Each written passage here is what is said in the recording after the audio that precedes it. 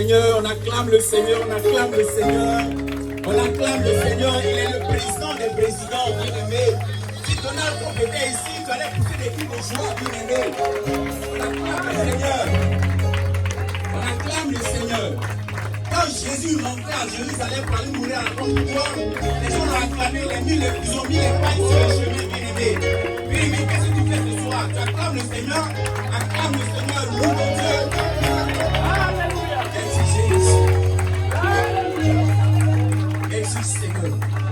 Alléluia. Gloire à Jésus. Nous sommes dans la présence de Zirigui, c'est vrai? Attendez, nous sommes dans la présence de Dago Danger. Nous sommes dans la présence de Jay Kwadjo. Nous sommes dans la présence de Jésus. Nous sommes dans la présence de Quand Jésus est là, bien aimé, la Bible dit qu'ils ont fini de construire le temple. Et Salomon est rentré dans le temple avec les sacrificateurs. Bien aimés, ils ont commencé à adorer Dieu. Ce qui s'est passé, c'est qu'il se fait quoi? La gloire de Dieu est descendue. Et quand la gloire de Dieu est descendue, vous savez ce qui s'est passé? Personne ne pouvait faire son service. Les sacrificateurs sont tombés à terre. Plus personne ne pouvait travailler. Bien aimé, si nous qui sommes les porteurs de la gloire de Dieu, on ne peut rien faire. Est-ce que le diable peut tenir? Est-ce que le diable peut tenir? Est-ce que le diable peut tenir là où il y a la gloire de Dieu? On acclame Jésus-Christ.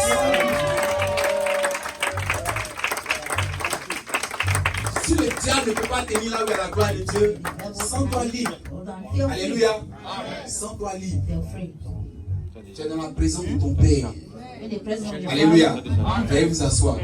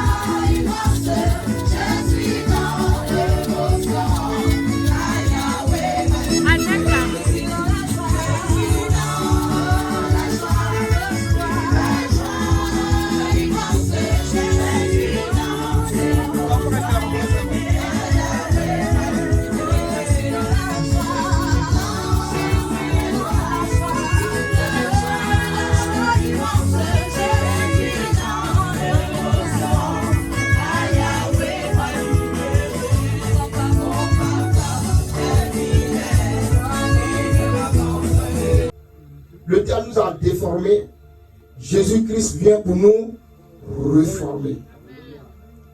Donc cette année, c'est l'année de ta réformation. Amen.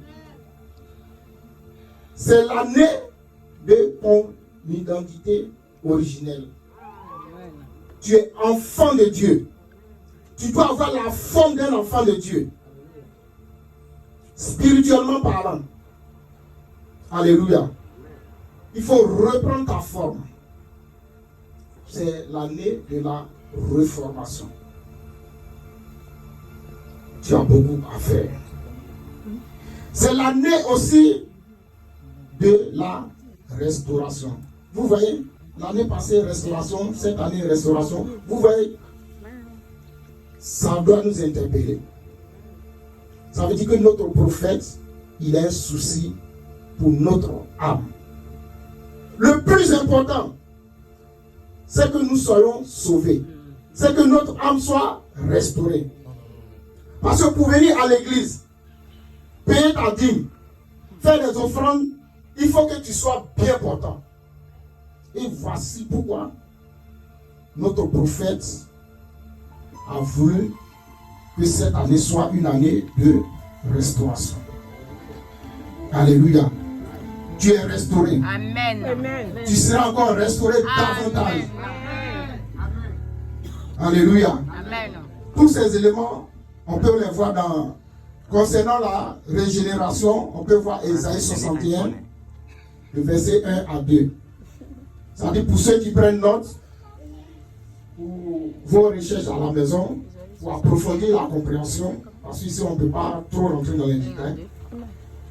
Si tu parles de régénération, il faut aller dans Ésaïe 61, verset 1 à 2.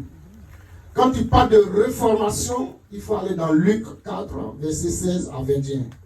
Et quand tu parles de restauration, il faut aller dans Romains 12, verset 1. Nous allons lire Romains 12, verset 1.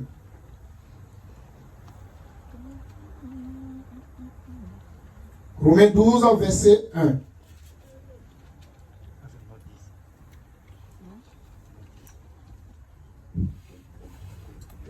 Alléluia. Oui. Nous lisons Romains 12, le verset 1 qui dit: Je vous exhorte donc, frères, par les compassions de Dieu, à offrir vos corps comme un sacrifice vivant, saint, agréable à Dieu, ce qui sera de votre part un culte raisonnable. Amen. Alléluia.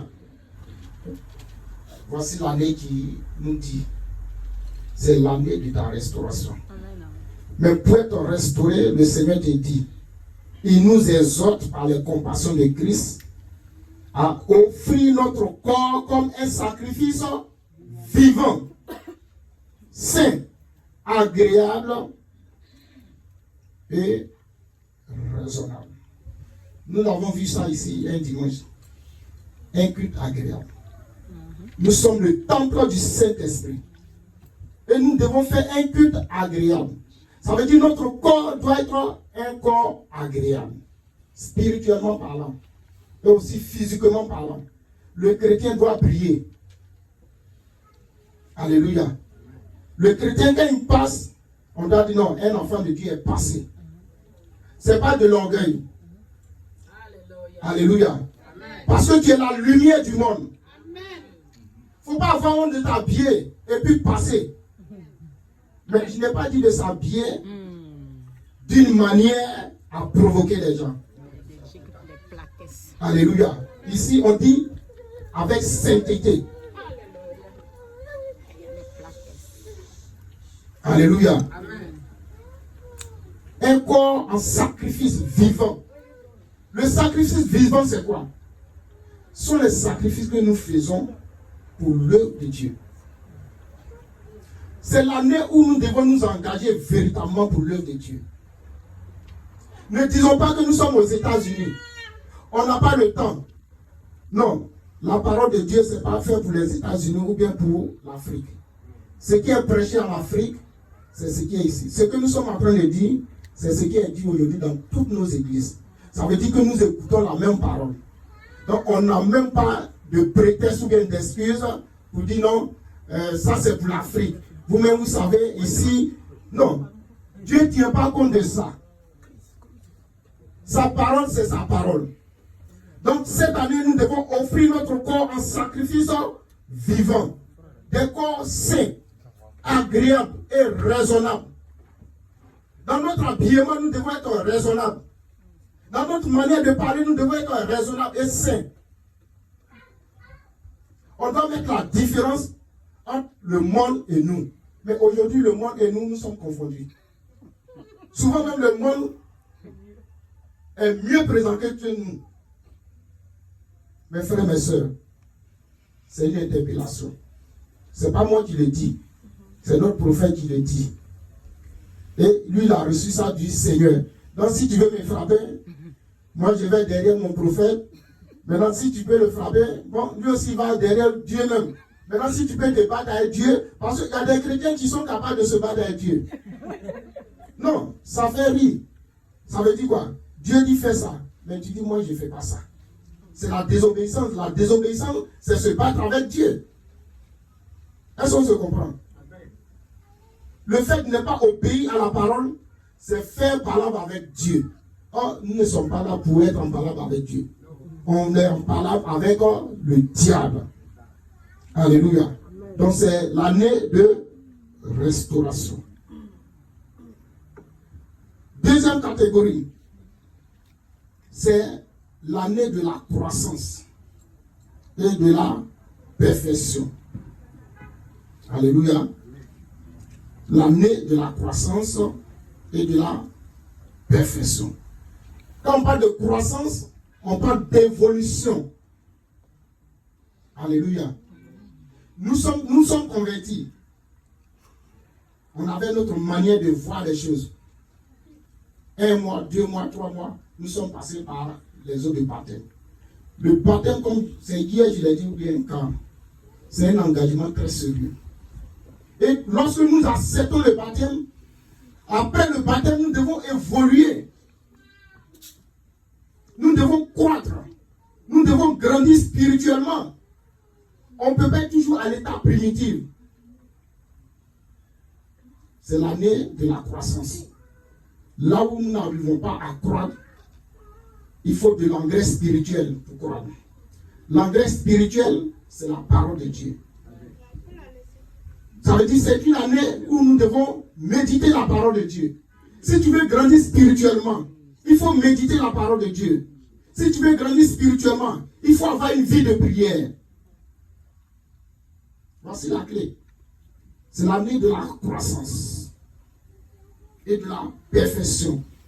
Souvent on dit, ah, c'est Dieu qui est parfait. Mais nous devons tendre vers la perfection. C'est ce que le Seigneur nous demande. La perfection est possible. Si nous appartenons à Dieu, si Dieu est en nous, nous pouvons faire de grandes choses que lui-même il a dit. Donc si Dieu est parfait, ça veut dire que nous devons être aussi parfaits. Mais souvent on se cache derrière ce motif-là. Dieu seul est parfait. Non, la perfection est aussi pour nous en cette année. Tout ce que tu fais, ou bien tout ce que tu dois faire, il faut faire avec perfection, délicatesse, avec, qu'est-ce que je peux dire? Avec passion. Ouais, ça c'est un bon mot. Avec zèle. Avec zèle. Amour. Avec amour. Avec quoi encore? Souplesse. Avec souplesse. Avec douceur. Avec tendresse. Avec allégresse. Avec abnégation. Avec abnégation. Avec Dieu comme guide. Avec Dieu comme guide. On peut acclamer le Seigneur. Amen. Puisque c'est lui que nous suivons. Ce n'est pas par nos propres forces que nous pouvons parvenir à la perfection. Et je vous l'ai dit, la conversion c'est tous les jours. Tu ne peux pas dire que j'ai fini, ma conversion est finie. Non.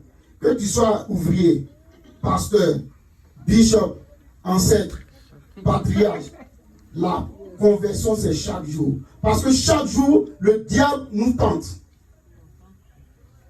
Ou bien, qui n'est plus tenté parce qu'il a fini avec. Mais la tentation a aussi des degrés. Ce qui tente l'ouvrier de première classe, ce n'est pas la même tentation pour les hommes de Dieu. C'est pourquoi nous devons soutenir nos parents spirituels. Leur tentation là, ça dépasse notre niveau.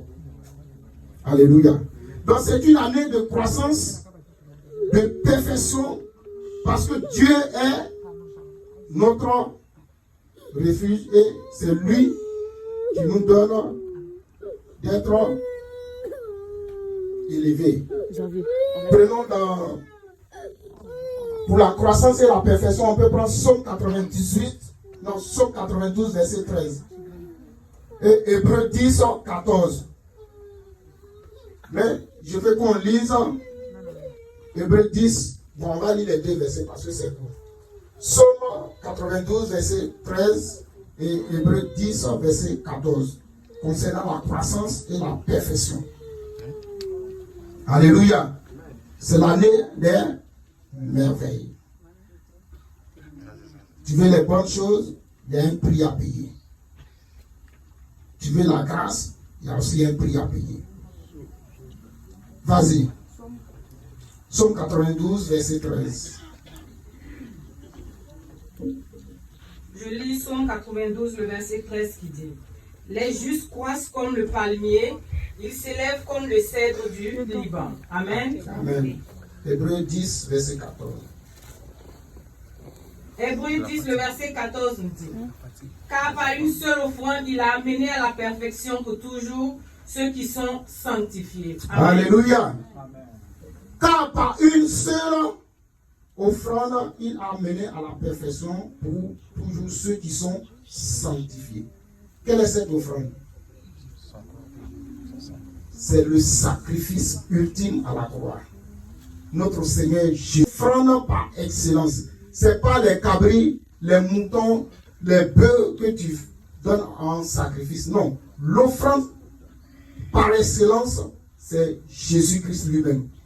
Et quand nous acceptons le Seigneur, nous sommes sanctifiés par sa parole. Être sanctifié, ça veut dire quoi? Nous sommes mis à part. Nous sommes séparés du monde. Pourquoi? Pour faire l'œuvre de notre Seigneur. Donc c'est une année de sanctification. Il faut qu'on revienne sur ces mots. La sanctification, la séparation d'avec du péché. La séparation d'avec le monde. Tu ne peux pas être dans le monde et puis vivre les merveilles du Seigneur. Ce n'est pas possible. Là, tu vas vivre les merveilles mondaines qu'on a citées au départ. Pour toi, les merveilles, quand tu vois la pyramide d'Égypte, c'est une merveille. Tu es content. Et des gens payent billet d'avion pour aller regarder les pyramides et revenir. Mais ils ne peuvent pas payer billet d'avion pour aller à un programme d'évangélisation. Alléluia. Donc l'année de merveille, deuxième catégorie qu'on a dit, croissance et perfection. Donc nous devons croître spirituellement. Troisième catégorie, c'est l'année de l'exaucement et de réalisation. On va voir ça dans Jérémie 29, verset 10 à 12, rapidement. L'année de l'exaucement et de réalisation. Quand on parle d'exaucement, ça veut dire quoi? C'est la réponse à une requête. Tu as demandé quelque chose. Tu as été exaucé. Alléluia. Et quand on parle de réalisation, c'est la concrétisation, la matérialisation. Ce n'est plus des rêves. Donc tout ce que tu avais comme projet en cette année doit voir leur réalisation au nom de Jésus. Amen. Toutes tes prières seront exaucées en cette année 2020 au nom de Jésus. Amen. Jérémie 29, 10, 12. Nous lisons Jérémie 29, le verset 10 à 12 qui dit: Mais voici ce que dit l'Éternel. Dès que 70 ans seront écoulés pour Babylone, je me souviendrai de vous. Et j'accomplirai à votre égard ma bonne parole, en vous ramenant dans ce lieu. Car je connais les projets que j'ai formés sur vous, dit l'Éternel. Projets de paix et non de malheur, afin de vous donner un avenir et de l'espérance. Vous m'invoquerez et vous partirez. Vous me prierez et je vous exaucerai. Amen. Alléluia. Le Seigneur dit, il a formé des projets sur notre vie. Est-ce que tu réalises cela? Le plus grand projet de l'Éternel sur notre vie, c'est l'espérance qu'il nous donne. C'est notre salut. C'est son projet qui est là. Ça dit son objectif, c'est de nous voir heureux. Son objectif, c'est de nous voir être sauvés, avoir le salut. En cette année, Dieu est prêt à réaliser aussi des projets. Il dit, il a formé des projets donc, tous les projets qui sont en conformité avec la parole de Dieu. Il faut le préciser. Parce qu'il y a projet et il y a projet. Si tu as un projet de détournement de fonds publics, le Seigneur n'est pas dans ça. Si tu as un projet de vol, le Seigneur n'est pas dans ça. Mais le Seigneur est dans des projets qui sont conformes avec sa parole. Amen. Alléluia. Donc nous devons formuler des projets. Et ces projets seront réalisés au nom de Jésus. Parce que c'est l'année de merveille. C'est l'année de la réalisation. Catégorie numéro 4. C'est une année de faveur divine et de provision abondante. Alléluia. Quand on dit faveur, c'est l'année de grâce. Cette année, tu vas vivre les faveurs divines de l'Éternel. Au nom de Jésus-Christ. Il faut croire en ça. Amen. Ce n'est pas par ta force. Si tu veux ou tu ne veux pas, tu seras béni. Amen. Alléluia. Amen. Parce que ça a été décrété l'année de faveur divine et de provision abondante. Ça dit, rien ne va te manquer. Rien ne va te manquer en cette année 2020. Amen. Tu auras tout. Mais pour avoir tout, il faut travailler. Non. Quand on dit tu vas avoir tout, pour avoir une provision abondante, c'est à la sueur de ton front. C'est le prix, justement, c'est le prix à payer. On dit l'année de provision abondante. Ça veut dire que c'est l'année de dur labeur. C'est l'année de beaucoup de sacrifices. Il ne faut pas dire non, bon, comme le prophète a déclaré, bon, j'aurai la provision. Mais tu n'as rien semé, puis tu veux récolter. Est-ce que c'est logique? Chrétien, cette année, c'est une année où nous devons travailler dur pour le Seigneur. Et pour nous aussi. Mais pour le Seigneur d'abord. Car c'est l'œuvre de l'Éternel, ton Dieu, le Dieu de ton Père, qui te bénira. Donc quand on dit c'est l'année de providence abondante, ce n'est pas l'année où il faut croiser les bras. Ou bien l'année où il faut être paresseux. Non, ça veut dire c'est une année charnière. Est-ce que vous me comprenez? Une année où nous devons doubler ou redoubler d'efforts. Parce que nous sommes dans une période de grâce et de merveille. Alléluia. On peut voir ça dans Psaume 115, versets 11 à 14. Les faveurs divines et les providences abondantes. Je ne m'attarde pas trop sur ces thèmes. Pourquoi? Celui qui suit vraiment le mouvement de l'esprit dans œuvre et mission, il doit savoir qu'il y a une année qui avait été décrétée, année de faveur divine. Qui se rappelle? Vous voyez, on a tous oublié.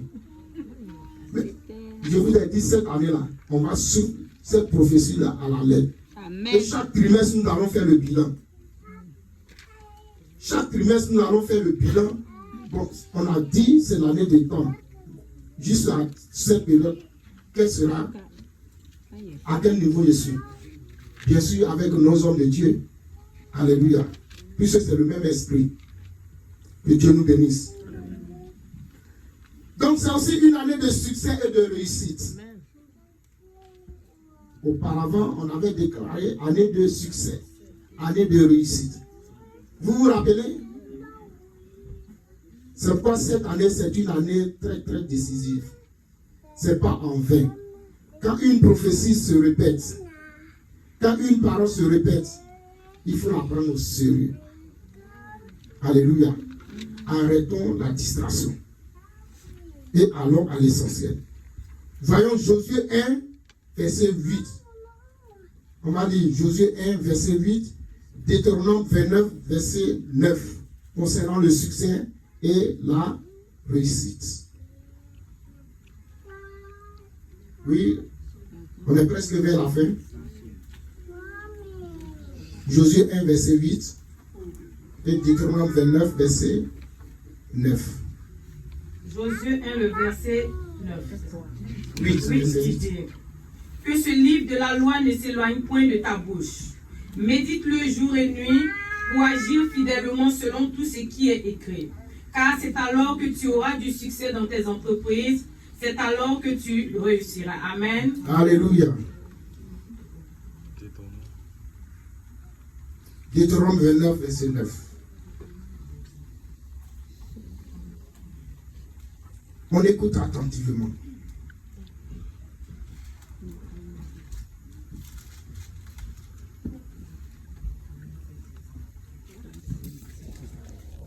Deutéronome 29, verset 9.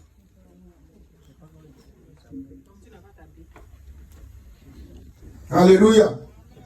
Donc ça veut dire que le verset de Josué là est vraiment très important.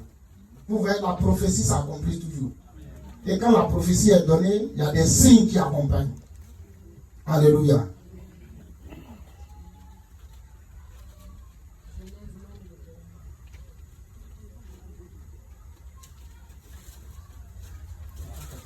Ok, je vais prendre Deutéronome. Oui. Vous observerez 29, verset 9. Deutéronome 29, le verset 9 nous dit: Vous observerez donc les paroles de cette alliance et vous les mettrez en pratique, afin de réussir dans tout ce que vous ferez. Amen. Alléluia. Donc c'est clair dans Josué 1, 8 et Deutéronome 29, 9. Pour avoir le succès et la réussite, voici le secret.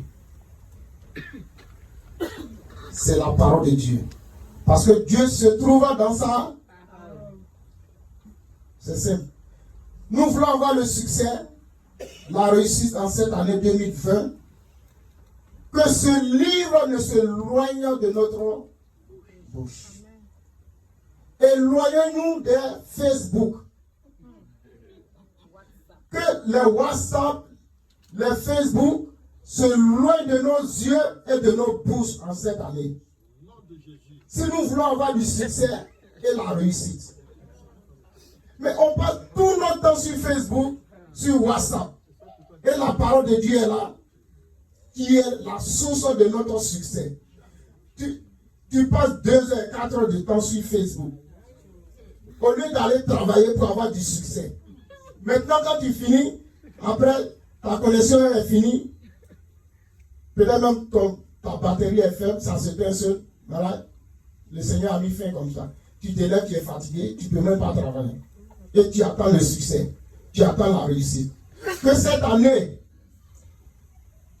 les Facebook, c'est-à-dire les réseaux sociaux, s'éloignent de nous, de nos yeux et de nos bouches, au nom de Jésus. Je ne suis pas en train de dire de ne pas aller sur ces réseaux sociaux. En tant que chrétien, quand tu es sur les réseaux sociaux, il faut savoir ce que tu mets là-bas aussi. Il faut savoir ce que tu mets là-bas. Ça dit ce que tu mets là-bas, ça doit avoir un sens. C'est un instrument aussi. C'est dans la main du diable, mais ça aussi dans la main de Dieu. Donc c'est une compétition. Qui va gagner? Mais malheureusement, le diable a pris le dessus. Aujourd'hui, même en pleine adoration, on est sur Facebook. En plein culte, on est sur Facebook. Alléluia. Amen. Nous voulons avoir du succès. Nous venons à tes pieds pour te dire merci pour tout ce que tu as fait pour nous. Bilan 2019. Pour ton peuple. Amen. Alléluia. Amen. Aïe, mais vous n'enseignez. Aïe, Jésus, mais vous n'enseignez. Aïe, on va enseigner. Jésus, mais vous n'enseignez. Et il vous les a, vous n'enseignez.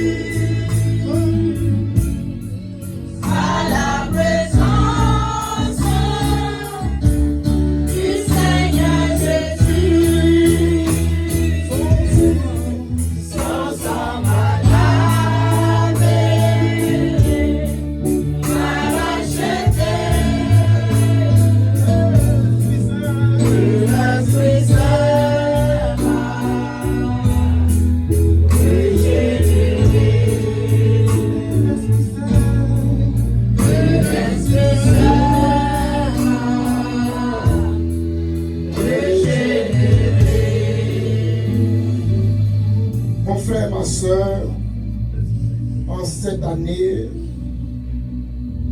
2020, l'année de merveille, l'Esprit Saint te régénère au nom de Jésus. Amen.